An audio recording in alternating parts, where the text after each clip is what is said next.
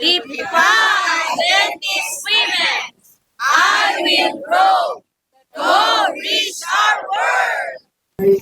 Isang makabuluhang gawain ang idinaos ng Southern Lipad District at Northern Lipad District sa pangunguna ng Women Ministries sa pamamagitan ng Women's Day Out Prayer Breakfast na may temang I Will Go Reach My World dito sa Balete Baywalk, Balete, Batangas. Dumalo ang mga kababaihan mula sa iba't ibang lokal na iglesia ng 2 distrito upang makibahagi sa isang umaga ng panalangin, pagsamba at pagkakaisa.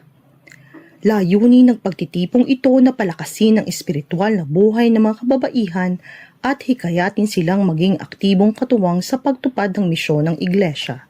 Ang pagtitipon po ng mga kababaihan ngayong araw na ito ay isang pinanukalang gawain upang magkaroon ng bonding at magkaroon din ng pagsamba through our devotional. And then, mayroon din po kaming pamimigay ng mga reading materials and books. Kasama na po yung aming greetings for all the women na makakatagpo namin sa lugar na ito. Ang programa ay nagsimula sa panimulang bahagi na sinundan ng mga awit ng papuri, mga panalangin at inspiradong mensahe na nagbigay lakas at pag-asa sa mga dumalo.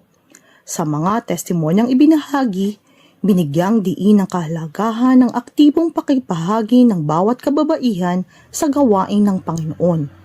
Ito ay nagsilbing paanyaya at hamon sa bawat isa na maging handang tumugon sa panawagan ng misyon sa pamamagitan ng paglilingkod, patutuo at pagpapakita ng pag-ibig ni Kristo sa pamilya, iglesia at komunidad.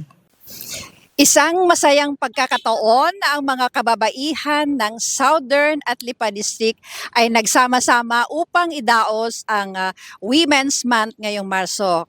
Masaya po kami dahil bukod sa kami ay nakapaglingkod sa kapaligiran dito sa lugar nito at nakapamigay ng mga babasahin, ay kami mga kababaihan ay nagkaroon din ng pagkakataon upang magsama-sama, naging masaya sa pamamagitan ng mga laro at sharing ng kanilang mga karanasan. Ito ay naging isang mahalagang pagkakataon din upang makapagbahagi ng mga babasahin at aklat sa mga nakasalumuhang mga pamilya at mga bata. Naging daan ito upang mapagdibay ang pagkakaisa at samahan ng mga kababaihan mula sa Southern at Northern Lipad District. Sa pamamagitan ng sama-samang panalangin, pagbabahagi na ng karanasan at pakikipagkapwa-tao, paglalaro, lalong napalalim ang kanilang espiritual na ugnayan sa isa't isa at sa Panginoon.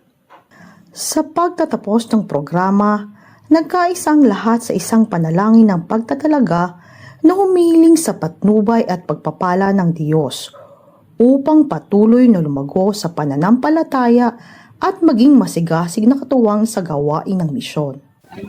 Patuloy nating idalangin ang mga kababaihan bilang lingkod na handang gamitin ng Diyos sa pagpapalaganap ng kanyang pag-ibig at katotohanan. Ako si Cherry Vergara Fabiala, naghahatid ng balitang may dalang pag-asa para sa The Lamb News.